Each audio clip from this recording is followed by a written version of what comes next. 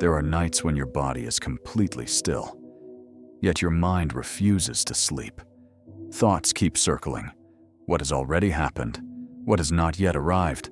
Questions with no answers. You try to control everything. Your emotions, your future, even yourself. And the more you try, the more exhausted you become. This video was created for that very moment. For the next hour, you do not need to understand deeply, nor do you need to be positive. You only need to listen. Because the ancient philosophies of Taoism, the clear-eyed sobriety of Stoicism, and the uncompromising honesty of existentialism are not here to force you to change. They are here to help you let go. You will begin to realize that pain does not always come from circumstances, but from the way we interpret them. Peace is not found in controlling life, but in understanding what you are able to release.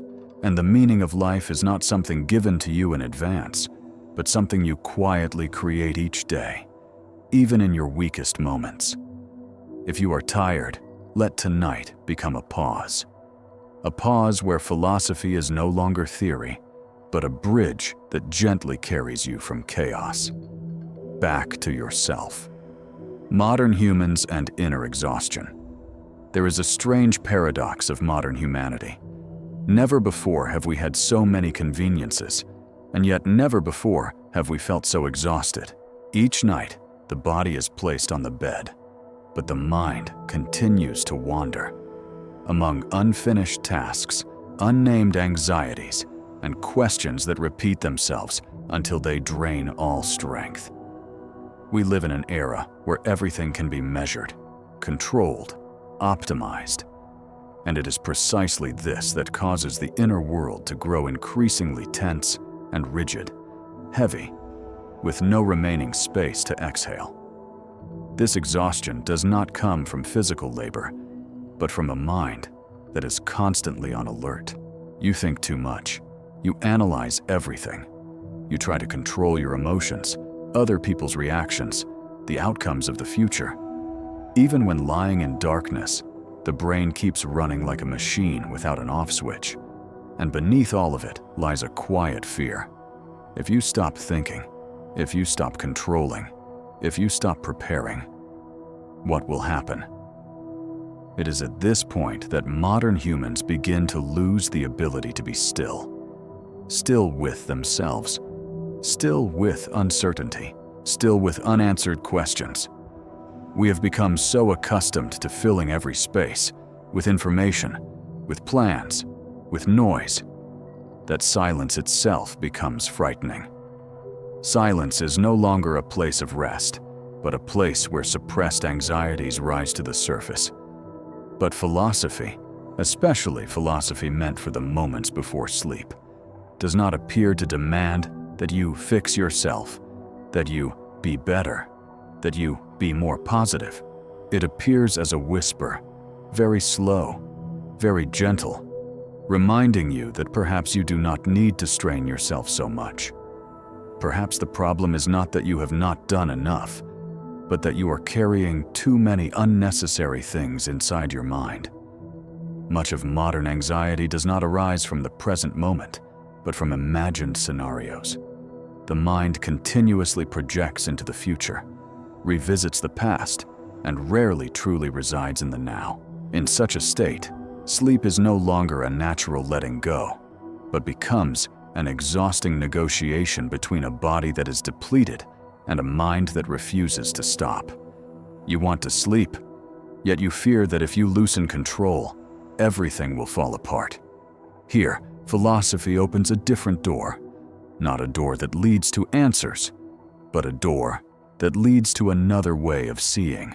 A way of seeing that allows you to realize that not every thought needs to be solved, not every emotion needs to be analyzed, and not every anxiety needs to be extinguished immediately. Sometimes, peace begins with allowing the mind to be tired. As you begin to listen, to slow down, you may realize that this inner exhaustion is not a sign of weakness, but a sign that you have lived for too long in a state of tension.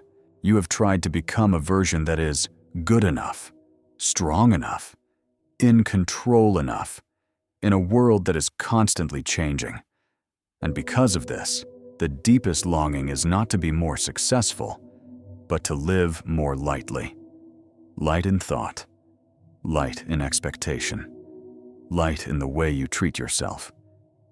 The opening of this journey does not require bright lights or dramatic climaxes. It requires just enough darkness, a slower breath, and a permission. Permission for you not to carry everything tonight. Before sleep, you do not need to resolve your life. You only need to be here, to listen, and to let your thoughts find their own way to settle. And perhaps, in the very moment you stop trying to control sleep, stop forcing yourself to be at peace, true stillness begins to appear. Not loudly, not hurriedly, just a very human feeling. Being set down. And when you have allowed yourself to pause for a moment, to breathe more slowly, to stop forcing the mind into silence, a natural question begins to arise. Very softly, but very honestly. If life is not about controlling everything, then what other path exists to live and to be at peace? The philosophy of letting go as a key to healing. In the minds of many people, letting go is often misunderstood as an act of weakness. It is associated with giving up, surrendering, avoiding responsibility, or passively accepting fate. But when viewed more deeply through the lens of philosophy, we begin to see that letting go is not quitting. It is a conscious choice. A choice that requires clarity, courage, and honesty with oneself. Modern humans are accustomed to living in a state of grasping goals, grasping self-image, grasping the expectations of others, grasping even what has already passed, even when it no longer exists. And it is precisely this grasping, believed to keep us safe, that becomes the deepest source of exhaustion. Because the mind was not designed to carry everything at once. It needs to be set down, just as the body needs rest. The philosophy of letting go begins with a truth that is difficult to accept. Not everything is within your control. Epictetus wrote in the Enchiridion, "Some things are up to us, and some things are not up to us." This seemingly simple statement is, in fact, the foundation of healing. When you learn to distinguish what belongs to your choice, your thoughts, your attitudes, your actions, from what does not, other people's reactions, final outcomes, the flow of time, you begin to release an enormous amount of energy that has been wasted on anxiety. Letting go, therefore, is not turning away from reality, but facing reality with clarity and proportion. It is the moment you stop forcing life to follow the script you desire and begin learning how to walk alongside what is actually happening. Marcus Aurelius wrote in Meditations, "You have power over your mind, not outside events. Realize this, and you will find strength." Letting go does not make you weaker. On the contrary, it returns strength to its rightful place. Instead of scattering your energy resisting what cannot be changed, you focus on living fully within the present moment. And it is precisely there that healing begins. Taoism does not view letting go as an action, but as a state of harmony. Laozi did not urge people to withdraw from life, but advised against forcing its natural flow. In the Tao Te Ching, he wrote, "When I let go of what I am, I become what I might be." Here, letting go means releasing a rigid ego, releasing fixed images of who you are and how the world must be. When you are no longer clinging to who you must be or what you must achieve, you open the possibility of becoming a more flexible, more natural version of yourself. This is not passivity, but alignment with the deeper rhythm of life. Many people fear letting go because they believe that if they do not hold tightly, everything will collapse. But the truth is often the opposite.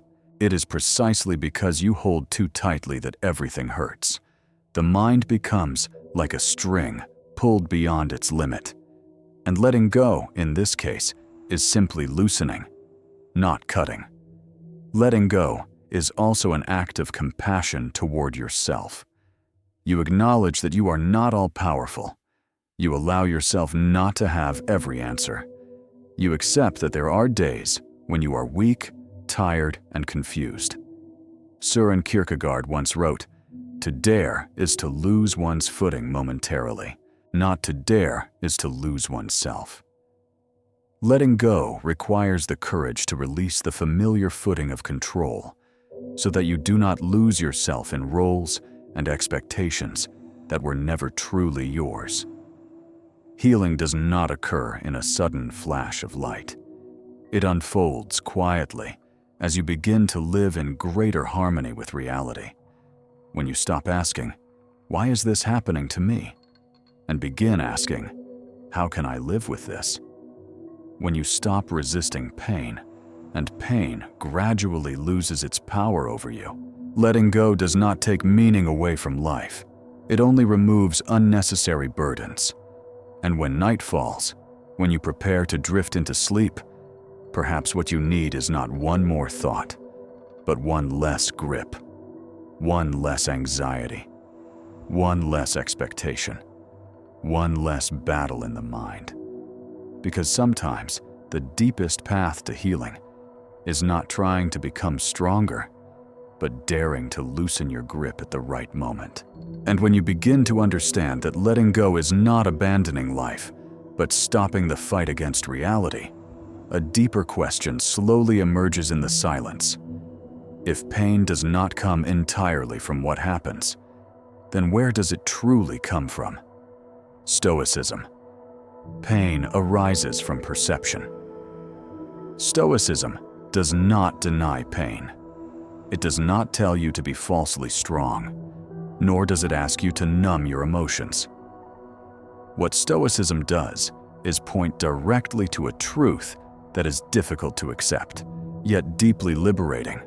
We suffer not because of events themselves, but because of how we perceive those events. Modern humans often believe that circumstances are the direct cause of unhappiness. A harsh word wounds us. A failure makes us collapse. An unexpected event shatters our sense of safety. But Marcus Aurelius, the emperor philosopher who lived amid war and plague, wrote in Meditations, "If you are distressed by anything external, the pain is not due to the thing itself, but to your estimate of it. And this you have the power to revoke at any moment." This statement does not deny pain. It returns choice to you. The event happens. That is real.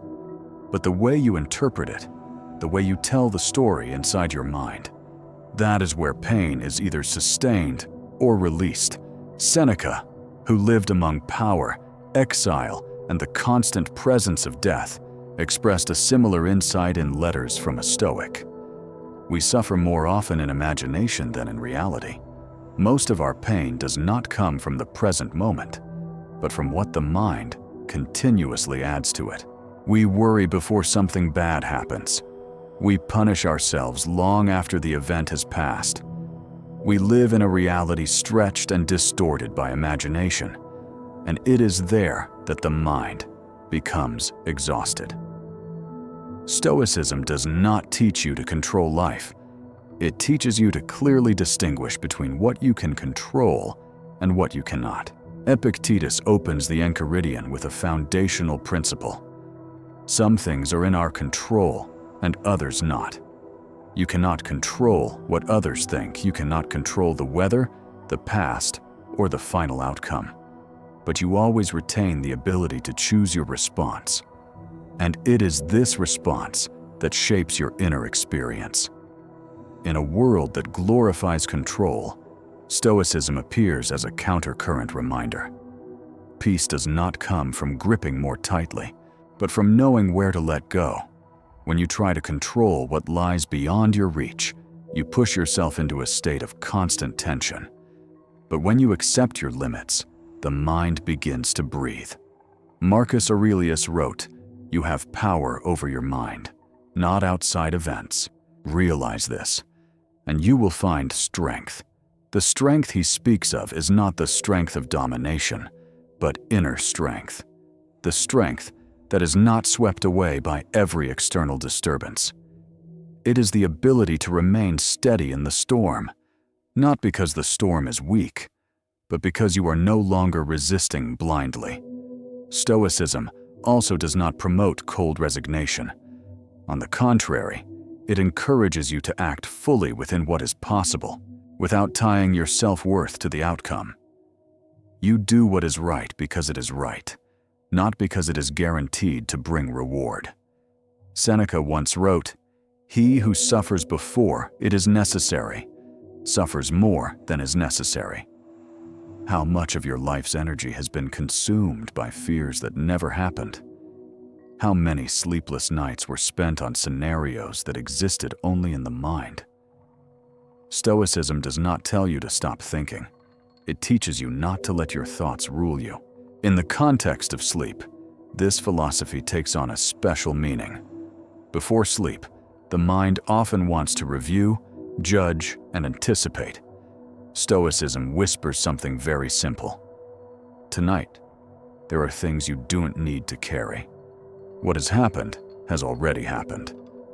What has not yet arrived does not need to be solved now. The only thing that belongs to you is your attitude in this moment. And when you accept that not every pain needs to be eliminated immediately, that not every problem requires an answer tonight, a quiet, unfamiliar peace begins to appear. Not because life has become easier, but because you are no longer making it harder through invisible battles inside your mind. Stoicism, in the end, does not promise a life without suffering. It offers something more precious: the ability not to let pain define who you are. And in the stillness before sleep, perhaps that is the deepest gift this philosophy has to offer. And when you begin to see that pain does not come entirely from what happens, but from how we label those events in the mind, a deeper act of letting go naturally opens. If we stop judging too quickly, is life still as frightening as we have always believed? Letting go of control. The story of the farmer and the horse. There is an old story, very simple, yet it carries a kind of wisdom deep enough to soothe an entire lifetime of exhaustion. It is the story of a farmer and his horse, a parable that does not try to tell us what to do, but gently points to something else. We often don't know what is truly good or bad at the moment it happens. The farmer lived a simple life. One day, his only horse ran away. The neighbors came to express their sympathy, calling it a disaster. The farmer simply replied, "Maybe." A few days later, the horse returned, bringing several wild horses with it. The neighbors came again to congratulate him, calling it great good fortune.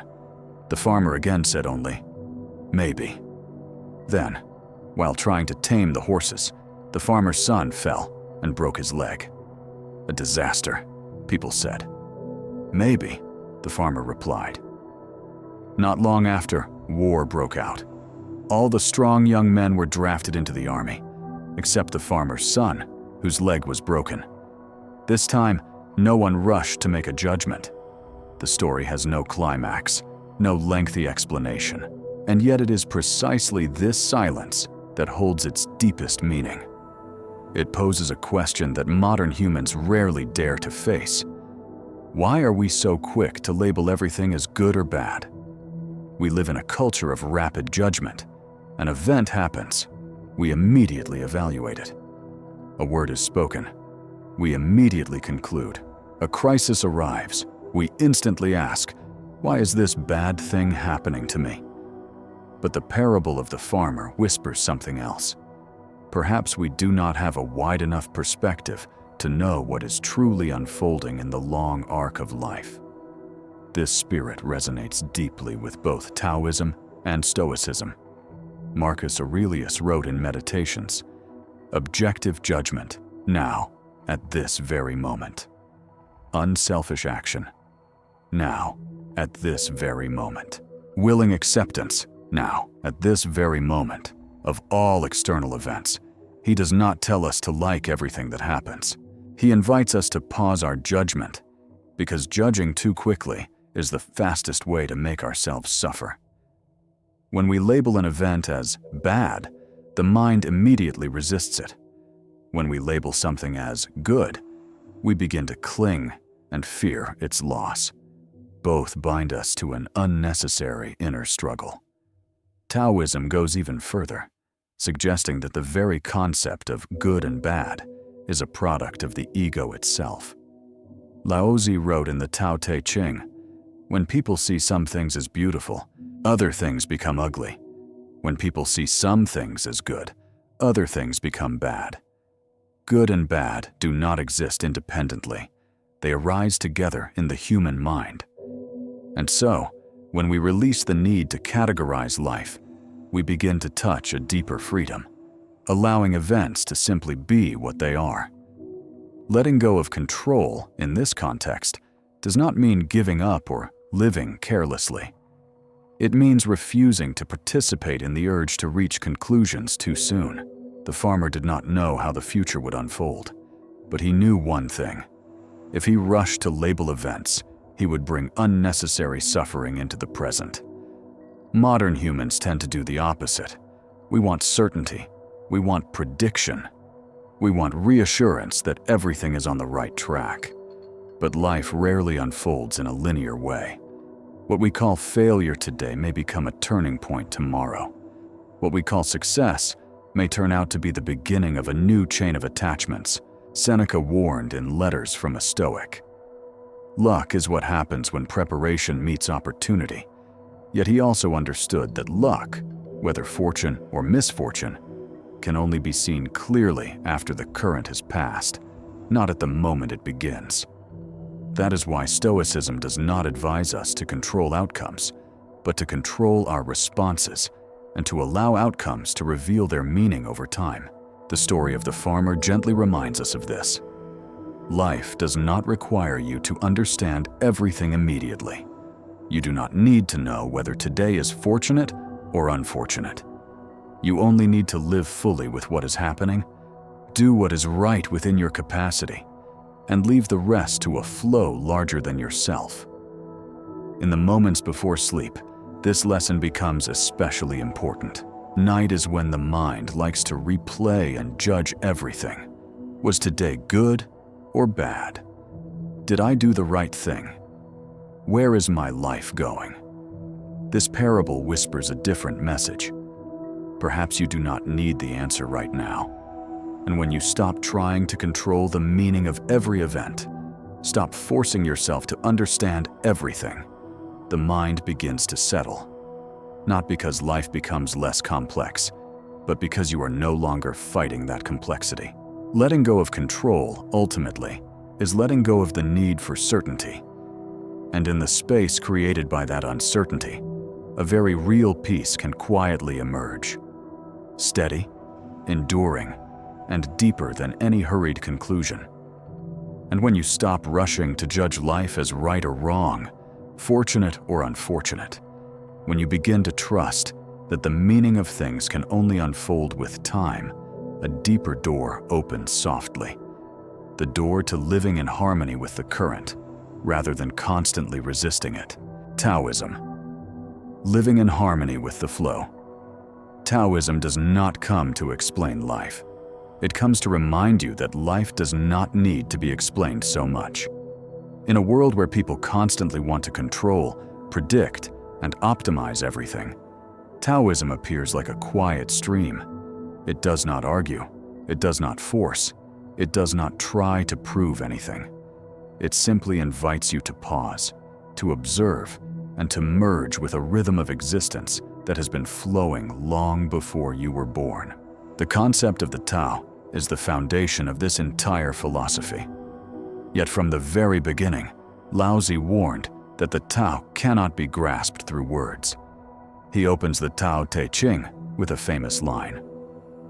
The Tao that can be told is not the eternal Tao. The Tao is not a doctrine to believe in, nor a system of rules to obey. The Tao is the natural flow of all things, the way everything arises, changes, dissolves, and then arises again.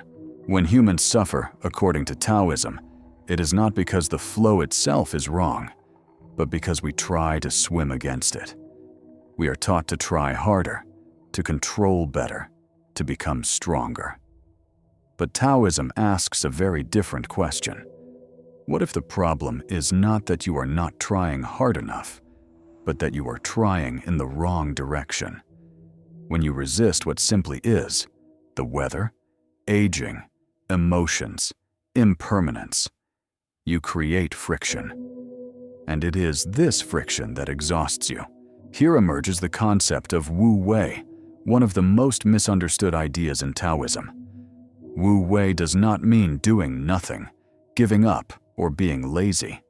It means action without forcing, action that moves in harmony with circumstances rather than rigidly imposing personal will.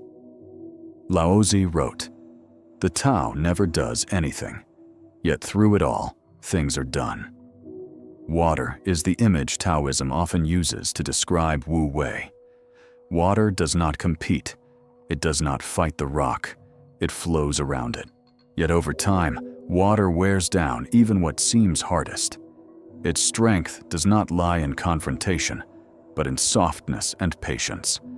Modern humans often live in the opposite way. We try to bend life to our will. When things do not go according to plan, we become tense, angry, self-blaming. But Taoism reminds us, the flexible tree lives longer than the rigid one. When you know how to adapt, how to step back at the right moment, how not to force yourself to win every battle, you become truly resilient. Another central pillar of Taoism is yin and yang, two opposing yet complementary forces. There is no absolute light and no eternal darkness. Laozi wrote, "Difficult and easy support each other.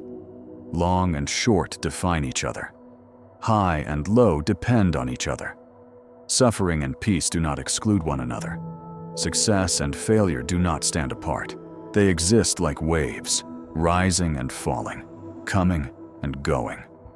When you cling to one extreme, only wanting good, only wanting ease, only wanting light, you unknowingly create fear of the opposite. But when you accept both as parts of nature, the mind begins to soften. Letting go, in the Taoist spirit, is therefore not abandoning life, but stopping the attempt to force it. You still live, you still work, you still love. But you no longer live in opposition to reality. You do what needs to be done, and then allow the results to flow back to where they belong. This is especially important in the quiet moments before sleep. Night is when the ego is most exhausted, yet also tries hardest to control. We want it organized today. We want certainty about tomorrow. But Taoism whispers something very different. Tonight, you do not need to understand your entire life. Just as the sun does not need to explain why it sets, you do not need to explain everything before resting. Living in harmony with the flow does not cause you to lose direction. On the contrary, it brings you back to your own natural rhythm. When you no longer strain to become someone, you begin to hear what your body and mind truly need. Sometimes that is action. Sometimes rest. Sometimes moving forward. Sometimes letting go. Taoism does not promise an easy life. It offers something deeper, a profound trust that life knows how to move, even when you do not understand it immediately. And when you stop trying to control the flow, stop resisting unexpected bends in the current, you find yourself drifting more lightly. Not because the waves have become smaller, but because you have learned how to float. In that quiet stillness, before slipping into sleep, perhaps no further effort is required. Just allow yourself to drift. Like water, like breath, like the Tao itself, silently carrying all things. And when you begin to feel the natural rhythm of life, when you stop resisting the flow and allow yourself to move with it, a very practical question arises. If we do not force, if we do not strain, how then should we live and act in a world that still demands effort every day? Wu Wei, the art of effortless action. Wu Wei is perhaps one of the most misunderstood concepts in Taoism. At first glance, many people assume it means doing nothing, giving up, or standing outside of life altogether.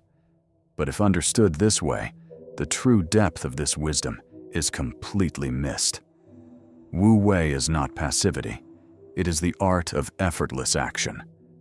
Acting at the right moment, in the right rhythm, in alignment with the true nature of the situation.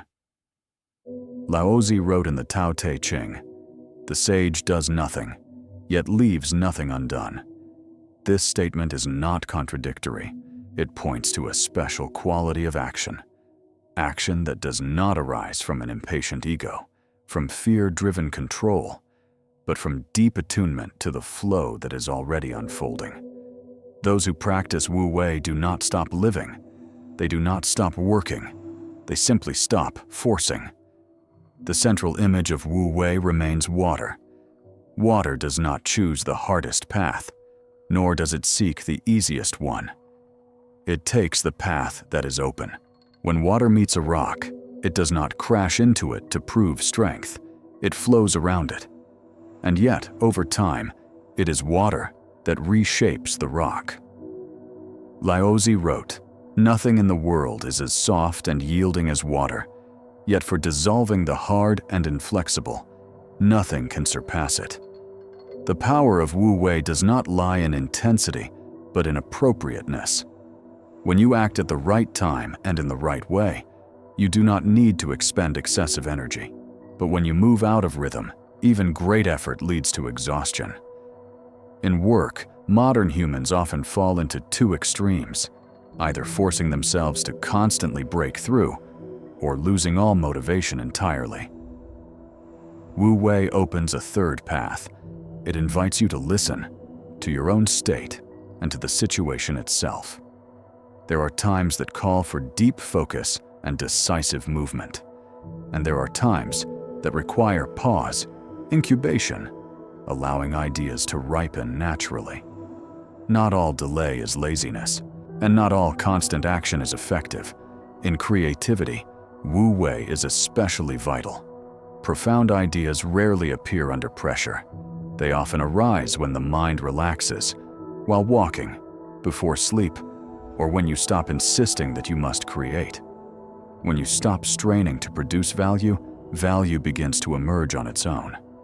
This is not magic. It is the result of aligning yourself with the right rhythm. Wu Wei is also an art of living within relationships. Instead of trying to change others or control their emotions, you learn to be genuinely present. You speak when speech is needed. You listen when listening is needed. You do not force relationships to move faster than their natural pace.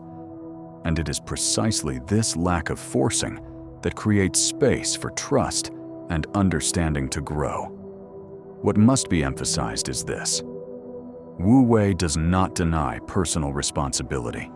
It simply separates responsibility from unnecessary tension. You still do what needs to be done, but you no longer tie your self-worth to always succeeding, always being right, always being ahead of others. You act, and then you allow the outcome to return to where it belongs. In personal life, Wu Wei becomes a deeply healing practice. Many of our pains do not come from doing too little, but from trying too hard.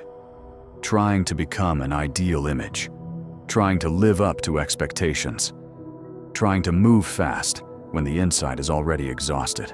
Wu Wei allows you to acknowledge your limits without self-blame. It allows you to rest without guilt.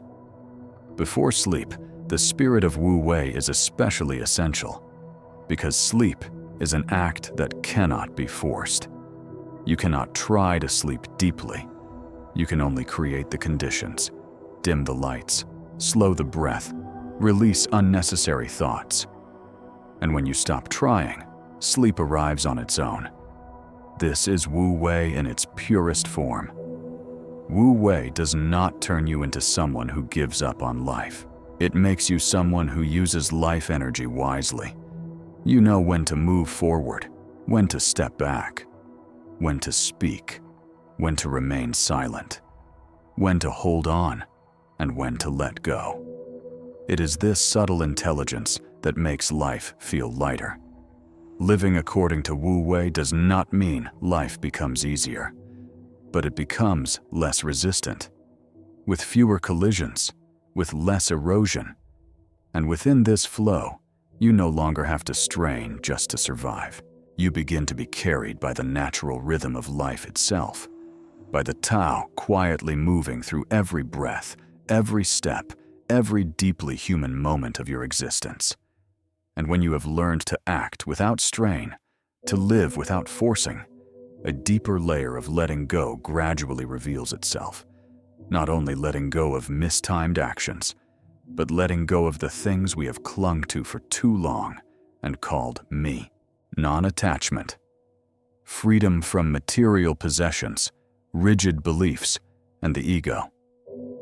Non-attachment does not mean rejecting the world. It is the ability to live in the world without being bound by it. Modern humans often believe that suffering comes from lack of money, lack of status, lack of recognition. But Eastern philosophy, as well as Stoicism, points to another truth, one that is harder to accept. A great deal of suffering comes from attachment. Attachment to what we have, attachment to what we believe we are, and attachment to beliefs that no longer serve life. Attachment to material possessions is the most visible form. We believe that ownership brings security. We accumulate in order to worry less. Yet the more we accumulate, the greater the fear of loss becomes. Marcus Aurelius offered a direct reminder in Meditations. Do not set your heart on what you do not have, but count the chief of the blessings you do possess. He does not deny the value of what we own. He warns against equating happiness with possession. When self-worth is tightly bound to assets, the mind lives in a state of constant vigilance. Non-attachment in this sense is knowing how to use without depending, how to appreciate without fear. But the most dangerous attachment does not lie in material things. It lies in identity. We cling to roles. I am successful. I am a failure. I am strong. I am a victim. These labels help us locate ourselves in society, but they also become invisible cages.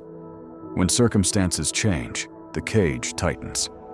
Seneca wrote in Letters from a Stoic, "A man is as unhappy as he has convinced himself he is identity. Ultimately, is a story we tell about ourselves.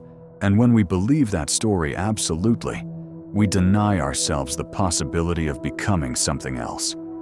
Non-attachment does not ask you to erase yourself. It invites you not to freeze yourself into a single version. Taoism sees the ego as a wave on the surface of water.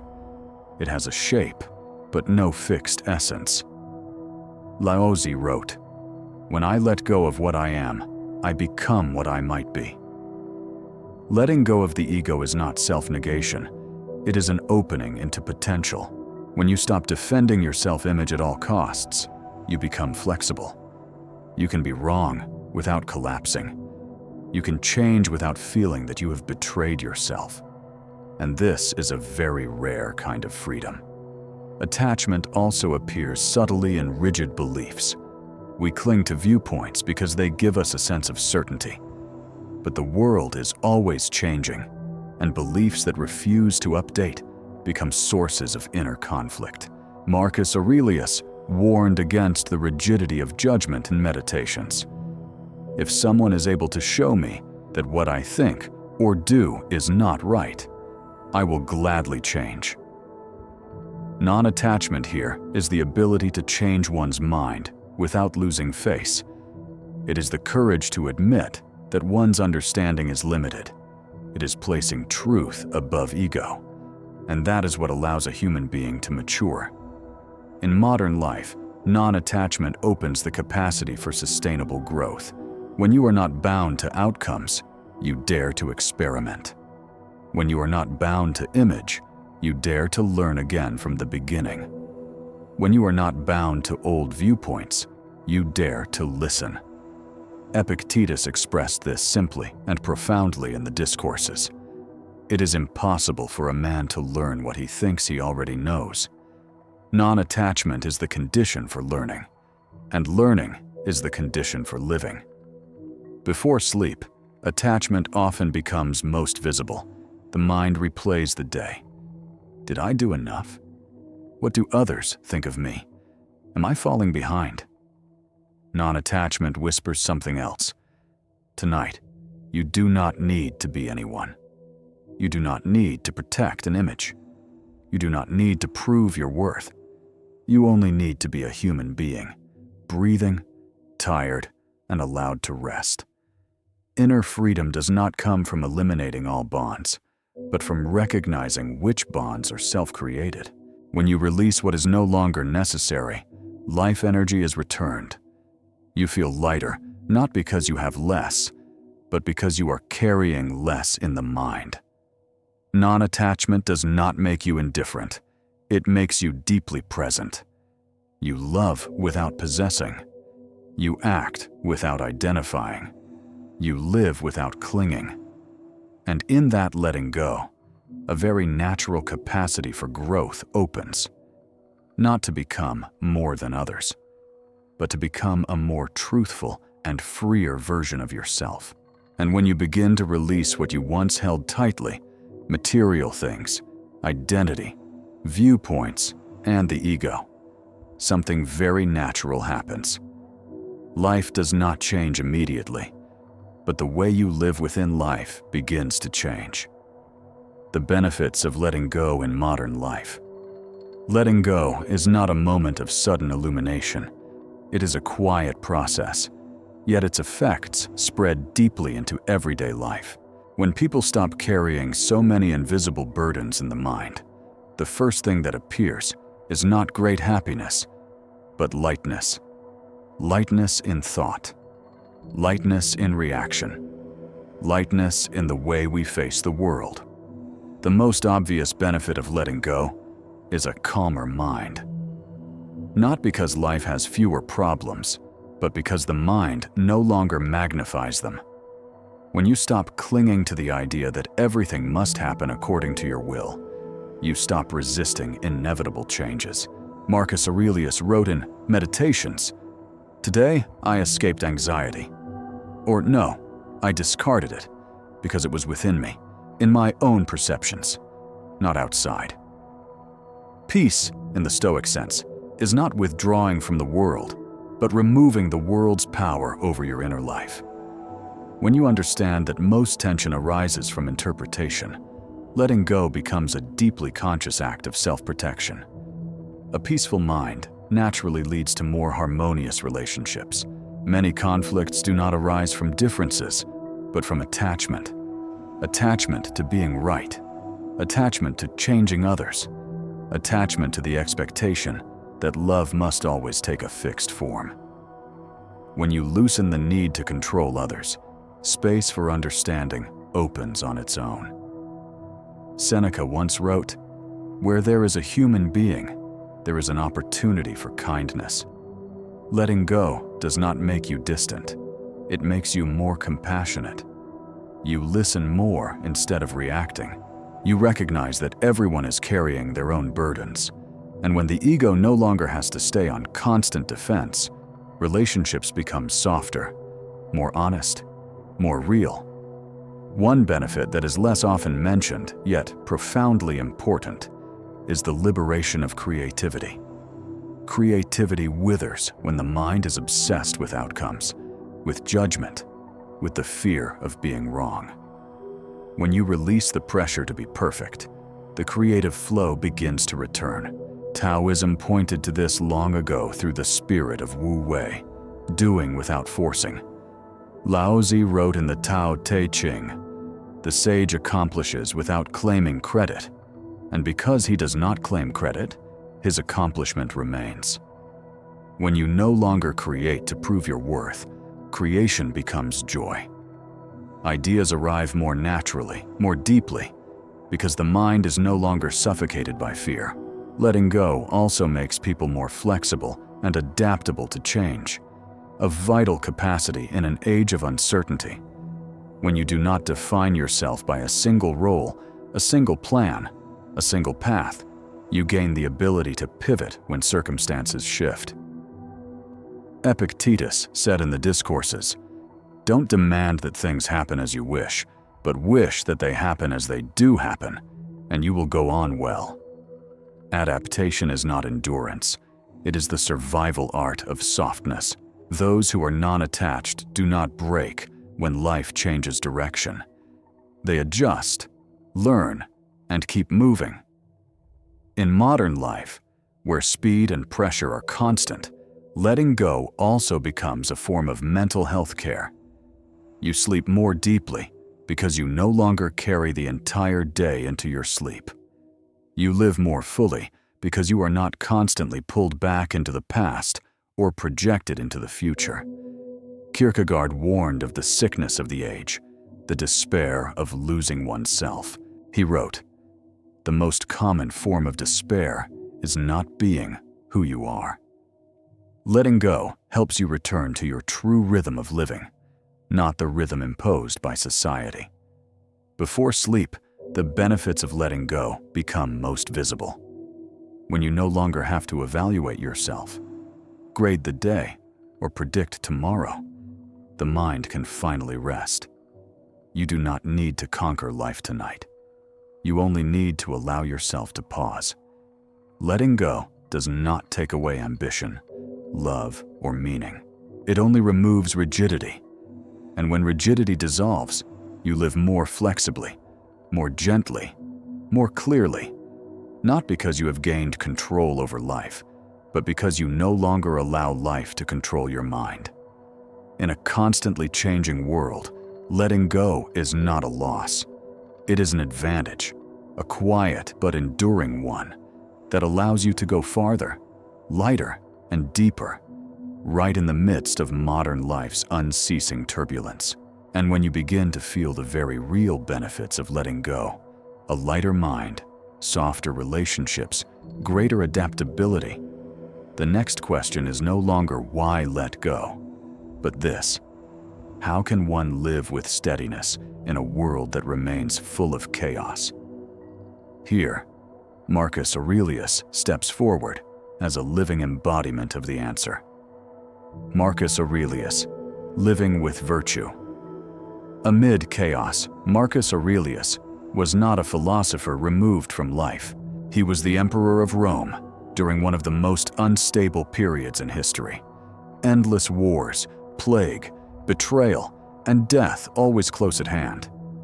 And it was precisely in this context that he wrote Meditations, not to instruct others, but to remind himself how to live rightly. What makes Marcus Aurelius's Stoicism so powerful does not lie in theory, but in the fact that it was forged in the very heart of chaos. The first pillar of Stoic life is living in the present, not as a motivational slogan, but as an inner discipline. Marcus wrote, "Confine yourself to the present." He understood that most suffering comes from a wandering mind, regretting the past, fearing the future. Amid war and disease, he had no privilege of safety. But he possessed a power no one could take away, the power to return to the moment being lived. Living in the present, for Marcus, does not mean abandoning responsibility. It means placing full attention on what must be done now, rather than allowing the mind to be torn apart by things beyond control. The second pillar is the cultivation of reason. Stoicism does not believe emotions are the enemy, but it does believe emotions must be guided by reason. Marcus wrote, "If it is not right, don't do it. If it is not true, don't say it." In a chaotic world, where rumors, fear, and outrage spread faster than truth, reason becomes a moral compass, training reason does not make you cold. It helps you avoid being swept away by collective storms. You learn to pause before reacting, to observe before judging, and to act based on values rather than impulses. From reason, Marcus leads us to the third pillar, mastery of emotion. He does not deny sadness, anger, or fear, but he refuses to let them command action. He wrote plainly in Meditations, "You don't have to turn this into something. It doesn't have to upset you, not because events are insignificant, but because inner agitation often makes everything worse." Emotional mastery is not suppression. It is the clear recognition of emotion as it arises, and the choice not to hand it the authority to decide. One of the deepest pillars of Stoicism in Marcus Aurelius is amor fati, the love of fate. Not merely accepting what happens, but learning to see it as a necessary part of one's path of growth. Marcus wrote, "Accept the things to which fate binds you, and love the people with whom fate brings you together." To love fate does not mean romanticizing suffering. It is a refusal to adopt the role of victim. When adversity appears, Marcus does not ask, "Why is this happening to me?" He asks instead, "What is this asking me to become?" That question transforms suffering into a teacher. From Amor Fati, Marcus sees adversity as an opportunity to cultivate virtue. He wrote a famous line, "The impediment to action advances action. What stands in the way becomes the way." This is not consolation. It is a declaration of survival. When the path is blocked, you do not stop. You change how you move. When circumstances are unfavorable, you do not collapse. You mature. Virtue, for Marcus, is not formed in comfort, but in the very collisions of life. What makes Marcus Aurelius especially relevant to modern humans is that he does not promise a peaceful life. He promises only this, that you can live uprightly, consciously, and with dignity, regardless of circumstances. Amid chaos, virtue becomes an inner anchor, something not shaken by external upheaval. Before sleep, Marcus Aurelius's philosophy resonates like a deep reminder. You do not need to control the world. You only need to live rightly within what belongs to you. You do not need to win every day. You only need not to betray your core values. Living with virtue amid chaos does not make life less harsh, but it prevents you from being bent by that harshness. And in the quiet of the night, when all noise fades, this may be the deepest legacy Marcus Aurelius leaves behind. A way of standing firm, not by relying on life's ease, but by drawing from the silent strength of a well-trained inner life. And when you have learned to stand steady amid chaos, like Marcus Aurelius, not by making life more perfect, but by cultivating virtue within, a very human, very gentle question arises. If life is inherently imperfect, can we love it exactly as it is? Here, we step into another space. Quieter, slower. Wabi-sabi. Wabi-sabi, the beauty of imperfection. Wabi-sabi is not a philosophy systematized through rigid concepts. It is more like a sensibility, a distinctly Japanese way of seeing life. If Stoicism teaches us how to stand upright in the storm, Wabi-sabi invites us to sit down, to look closely at the cracks, the marks left by time, and to realize it is precisely there that beauty resides. In a world that worships perfection, the perfect image, the perfect career, the perfect version of the self, Wabi-sabi moves in the opposite direction. It does not attempt to fix flaws, it gently welcomes them. An old ceramic bowl, cracked and repaired with gold, kintsugi, is not considered broken. It is considered more beautiful because the crack tells a story of time, of damage, and of continued existence. This philosophy is deeply connected to the idea of impermanence. everything is born, ages, and fades away. No state of perfection lasts forever. And precisely because of this, eternal perfection is not life's natural goal. Wabi-sabi chooses a different one: authenticity. Leonard Cohen, who introduced wabi-sabi to the Western world, wrote in wabi-sabi for artists, designers, poets, and philosophers. Wabi-sabi is the beauty of things imperfect, impermanent, and incomplete. Beauty, according to wabi-sabi, does not lie in Polish, but in truth. Truthful to time, truthful to limitation, truthful to what has been lived through. Modern humans often torment themselves through comparison. We see edited versions of others and turn to despise ourselves. But wabi-sabi whispers something very different. You do not need to be smooth to be worthy of love. The scratches of the soul, past mistakes, awkward phases, all of them are marks of having lived. At this point, wabi-sabi meets Marcus Aurelius in a very gentle way. Marcus once wrote in Meditations, "Accept the things to which fate binds you, and love the people with whom fate brings you together." Accepting fate, in the spirit of wabi-sabi, also means accepting your present form. No additions, no subtractions, no polishing, no hiding. Wabi-sabi also teaches us to love age and wear. In modern society, old often means obsolete. But in wabi-sabi, age is a sign of depth. An object used for many years carries memory. A person who has fallen carries understanding. Age does not diminish value. It accumulates it. This is especially important for inner life. Many people feel they are too late, damaged, no longer who they once were. Wabi-sabi does not console with promises that everything will become perfect again. It simply says, softly, perhaps you do not need to return to the starting point. Perhaps you only need to stand still and see the beauty in your current form. In relationships, the spirit of wabi-sabi softens our demands. We stop expecting others to be perfect.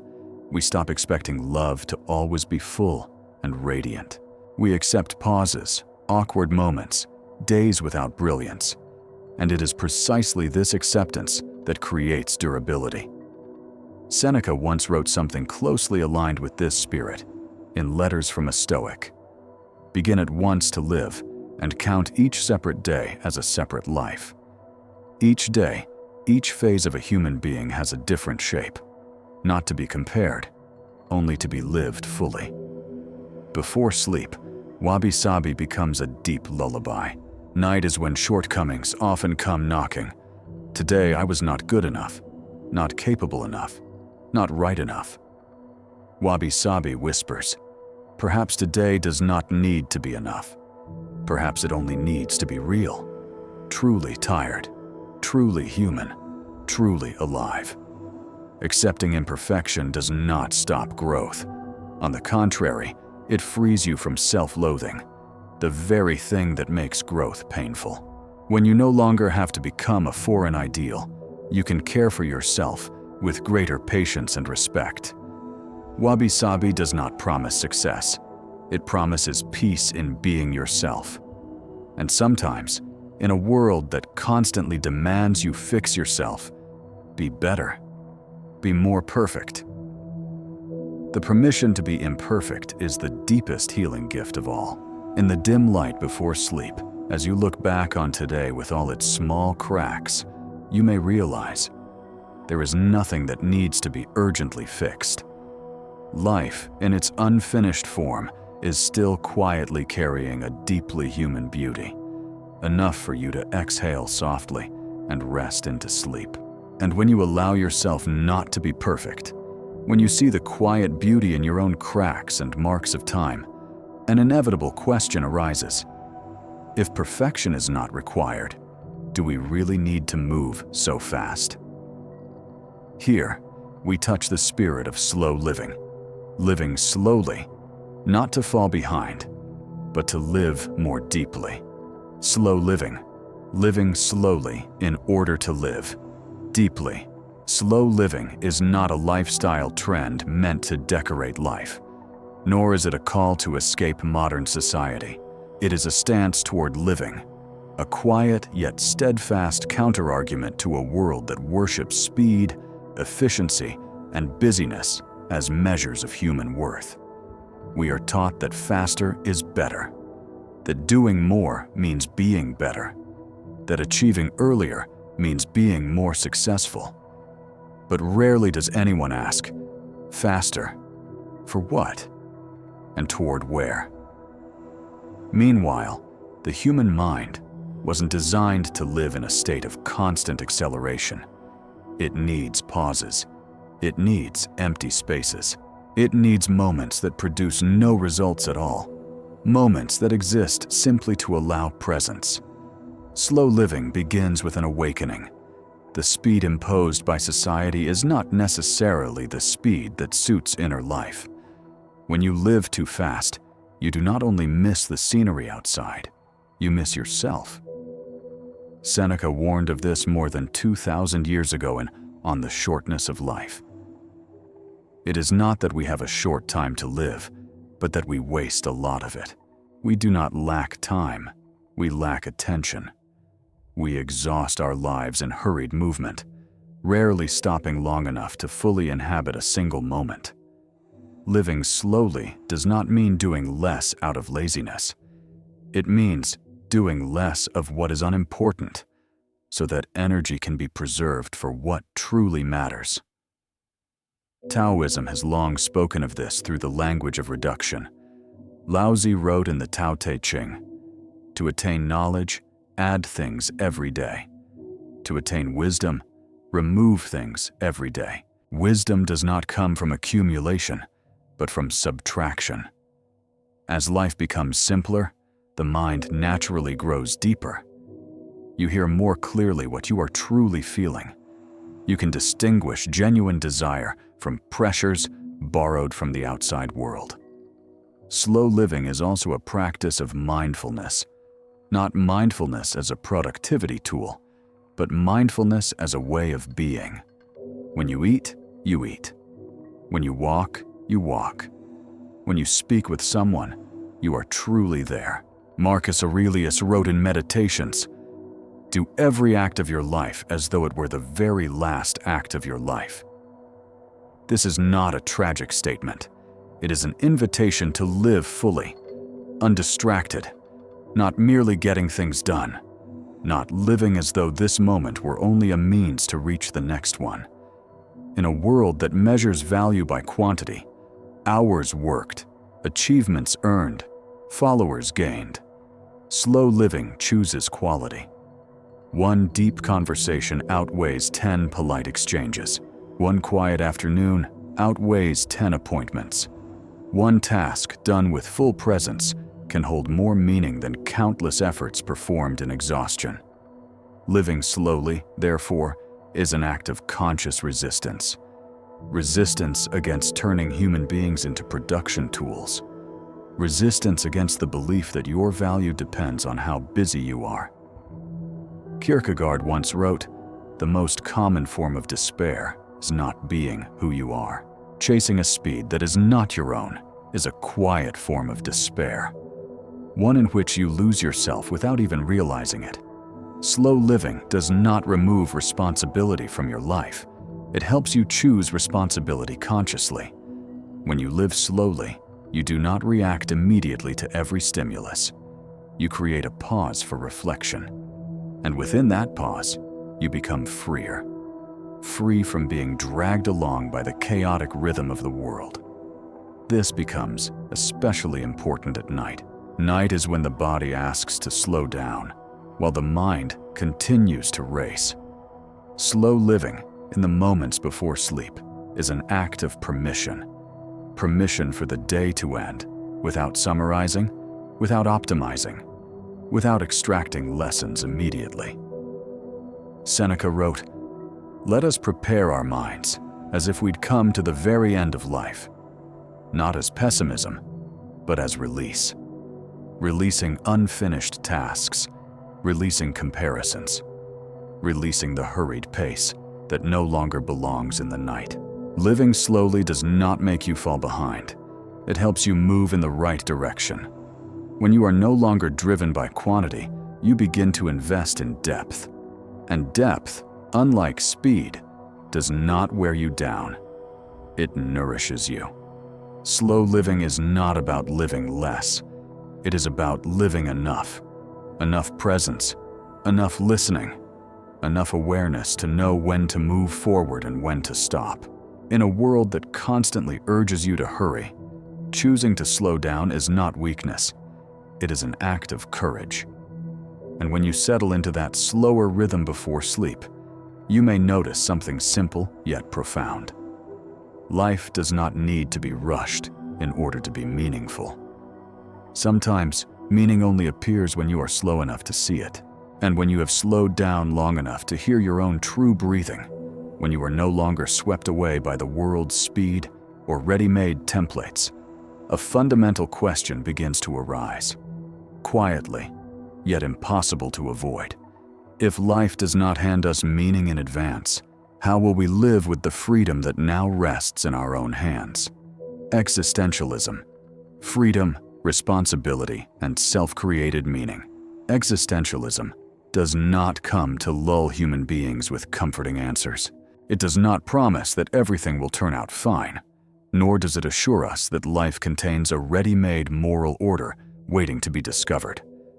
On the contrary, existentialism begins with a stark and difficult truth. Life has no given meaning. And precisely because of this, human beings are granted absolute freedom while bearing the heaviest responsibility of all. Jean-Paul Sartre expressed this bluntly in Existentialism. Is a humanism. Existence precedes essence. Human beings are not born with a predetermined nature. There is no eternal role waiting for you to fulfill. You exist first, and only through your choices, actions, and attitudes toward life do you gradually become who you are. For Sartre, freedom is not a privilege.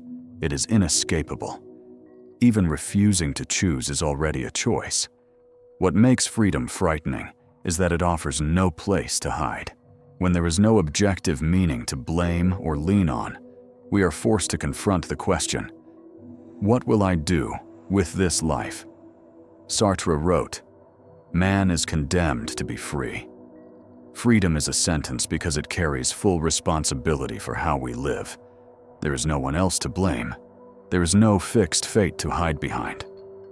Albert Camus places existentialism in another space, one where human beings face the absurd. In The Myth of Sisyphus, he wrote, "The struggle itself toward the heights is enough to fill a man's heart." Camus does not deny the emptiness of the universe. He does not try to cover meaninglessness with blind belief. Instead, he proposes a way of living, rebellion with awareness. Knowing that the world offers no guarantee of meaning, human beings still choose to live, to love, to create, not because a reward is promised, but because this is how we affirm our existence. Here, letting go takes on an entirely different meaning. Letting go is no longer about flowing with nature, as in Taoism, nor about accepting a rational order, as in Stoicism. In existentialism, letting go means releasing the illusion that someone else will live your life for you. Letting go of the expectation that life will provide directions. Letting go of the desire for guarantees. Søren Kierkegaard, the foundational figure of existentialism, called this state existential anxiety. Not fear of something specific, but the dizziness that arises when standing before infinite possibility. He wrote in The Concept of Anxiety. Anxiety is the dizziness of freedom. Anxiety is not a pathology to be eliminated. It is a sign that you are standing before real freedom. And how you respond to that anxiety determines whether you live authentically or flee from yourself. To live authentically, in existential terms, does not mean living differently from others. It means living in accordance with your own choices rather than inhabiting a role assigned to you. Kierkegaard warned against losing oneself in the crowd. The crowd is untruth, not because the crowd is always wrong, but because the crowd offers a hiding place. A place where one does not have to take full responsibility for one's own life. Letting go, in the existential spirit, is letting go of the false safety of pre-drawn paths. You no longer ask, how should I live in order to be accepted? But instead, how do I choose to live? And am I willing to take responsibility for that choice? This question is what makes a human being mature. In modern life, where everything comes with instructions, standards, and algorithmic suggestions, the existential spirit becomes especially vital. It reminds you that no one else can live your life for you.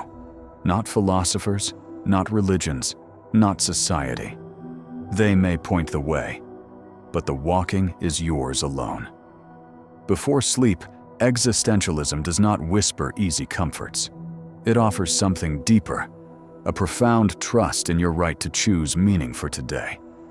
Even if the day is small, repetitive, unseen by anyone else, the choice is still real.